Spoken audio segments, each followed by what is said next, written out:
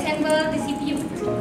Okay, so first you have to click ARICSX. Come here, come to the front, come to the front. Come and see how to use the apps. This is the apps, ARICS. So we have 3 parts in ARICS. We have assembly, we have PC part and guide. Okay, how to assemble? You just click assemble. Okay, we have 1, 2, 3 and 5 steps. Step 1, click step 1, and then put your camera. Make sure your camera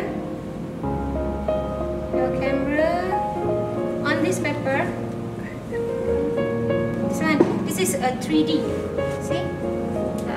Come.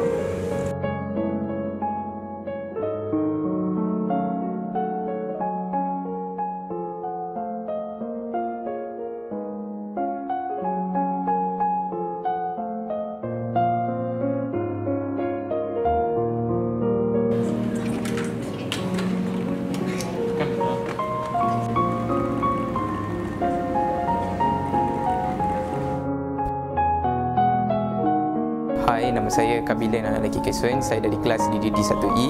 So pada hari ini kami didedahkan dengan aplikasi ARICS, iaitu cara-cara pemasangan CPU menggunakan aplikasi telefon. Menggunakan aplikasi ini saya mudah memahami komponen-komponen di dalam CPU tersebut.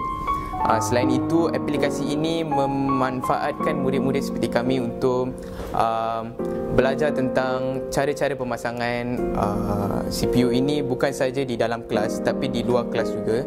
Dan aplikasi ini boleh kami menggunakan pada setiap masa yang ada sebab aplikasi ini sudah tersusun dan teratur. Okay, selain itu, di dalam aplikasi ARICS juga kami telah mendapat gambaran jelas tentang komponen-komponen yang berada di dalam CPU, dan juga gambaran tersebut adalah 3D, di mana kadang-kadang bila kami memasang komponen-komponen menggunakan cara manual, kami kurang memahami di mana nak letak betul-betul posisi dia semua. Tetapi bila kami menggunakan aplikasi ARICS, kami boleh mendapat gambaran jelas.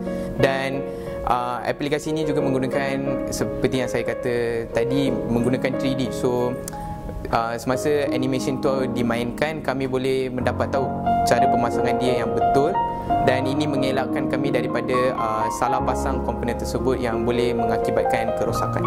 Konklusinya, aplikasi ARICS sangat memanfaatkan pelajar-pelajar, terutamanya pelajar di politeknik, dan juga aplikasi ini harus digunakan oleh setiap pelajar yang ingin mengetahui tentang cara-cara pemasangan komponen CPU dengan jelas dan mudah difahami. Sekian, itu saja daripada saya. Sekian, terima kasih.